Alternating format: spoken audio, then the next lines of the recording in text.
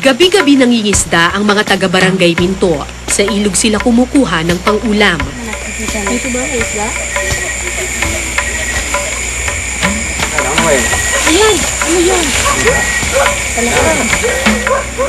Minalas man sila sa gilid ng palayan, lumipat naman sila sa mas malalim na parte.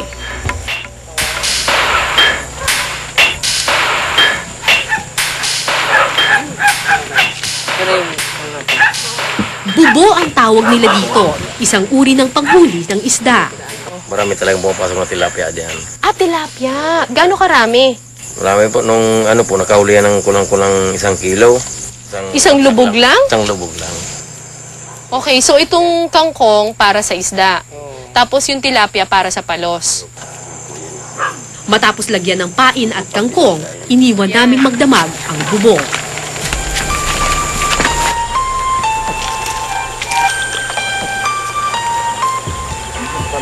Hindi. Ano siguro? Nababaw.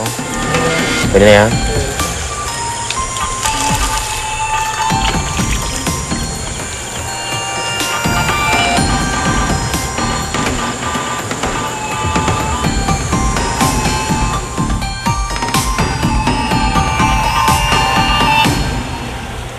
Kinaumagahan, binalikan namin ang pain. Pero imbis na isda, Walang isda? Wala.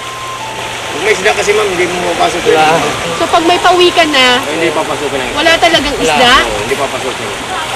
Ayun nga po ang problema dito. Kahit po yung, di ba po ano naman yung, pamimili. Imbis na isda ang makukuha, yan ang nahuhuli. kung ang mga tatay nang huhuli ng pagong sa gabi, ang mga anak nila may ibang libangan sa umaga.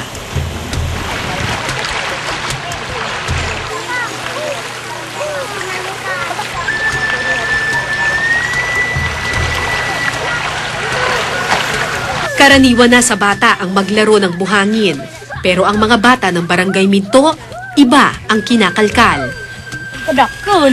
Bibi. Kusa. Napurusa siya. Ano yan? Amo na yan, adiyo. Nagnagayaan yan. Buhay na. Buhay na yan. Anong buhay na? Teka. Ano yan? Yung maliit na kawikan. Doon pa, oh. Ay, ang dami. Ang dami, oh.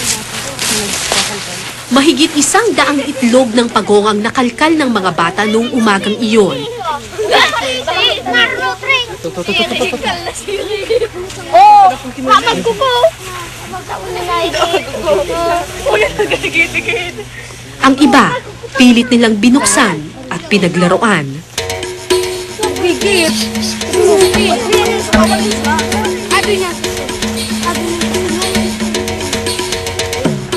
Ang 7 taong gulang na si Jessa ang bunso ng grupo. Para siyang inahing ayaw bitiwan ang mga itlog sa kanyang kamay. Ito yan. Ibalik na natin. Ibalik sa ilo. Ibalik na natin sa ilo. Ay, bakit ayaw mo? Ibalik na natin sa ilo.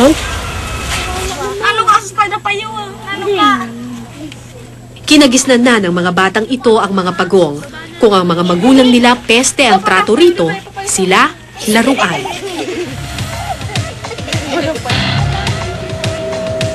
Marami na sa kanila ang nakagat ng pagong sa daliri, pero patuloy nila itong pinaglalaruan. Pinagsasabong na parang gagamba, pinaglalaruan hanggang magalit at mangagat, tinatalian na parang alaga. Iba-iba ang tawag ng mga taga rito sa pagong. Ang iba, pawikan presko. Sa tubig tabang kasi ito nakatira. Ang karamihan, snake turtle, dahil sa malaahas nitong lieg. Ayan, 6 na pulgada ang haba ng liig niya. Pero ang totoo, hindi ito snake turtle. Ang tawag sa ganitong klaseng pagong ay soft-shelled freshwater turtle, isang pagong na nagmula pa sa bansang China. So, ibig sabihin, wala siya before? Wala. Bigla na lang nagkaroon dito? Bigla.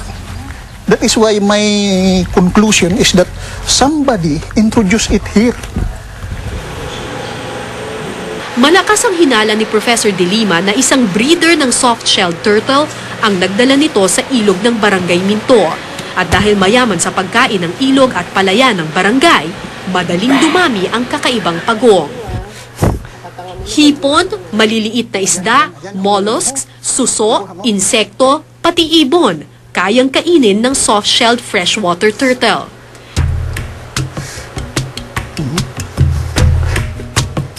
Kinagat na naman niya.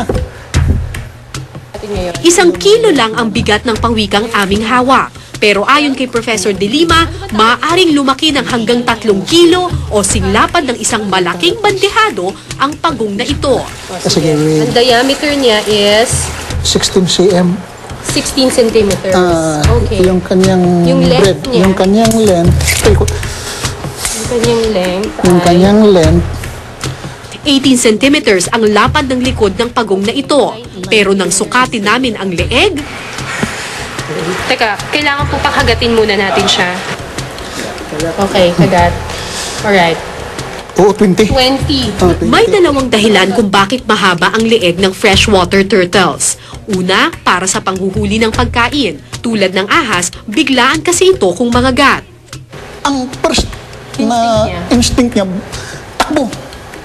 Hindi mangagat? Hindi mangagat, takbo. Pag na-corner mo siya, ayan. Saka na siya mangagat? Doon na, parang liyo na lalaban yan. At pangalawa, mahaba ang leeg nito para makahinga. Kung titingnan ng nguso ng pagong, meron itong 2 butas ng ilong sa dulo. Sinubukan naming ilublob ang pagong sa tubig at kitang-kita kung paano nito pilit na pinahaba ang leeg para maabot ang ibabaw ng tubig. So, siguro, ay buhay na. Oo, uy, successful! Nakabahat ako ng buhay! Patuloy pa rin pinag-aaralan ng Bicol University ang mga pagong. Bagamat peste ang turing dito ng mga tao, naniniwala si Professor De Lima na isa itong biyaya. Ano ang tulong nitong mga ito sa kalikasan natin? Una, yung preservation ng diversity nila. Pangalawa, yung elimination ng mga shells, katulad ng golden apple snail. Ngayon, siya ang number 1 na ngayon na Kumakain nun. na friend. So kapag tinanggal natin ito, dadami yung mga kuhol na yon. Oo, Ano magiging epekto nun? yung palay, aatakihin ng golden cohol, ala tayong ma-harvest. Ay, hindi ako maniniwala kumakain ng kuhol yun. Kasi, alam mo, ang pagong, katulad ng mga pawigan sa dagat, ang kinakain niya na yung mga jellyfish, yung mga malalambot, hindi makain ng may shell yan.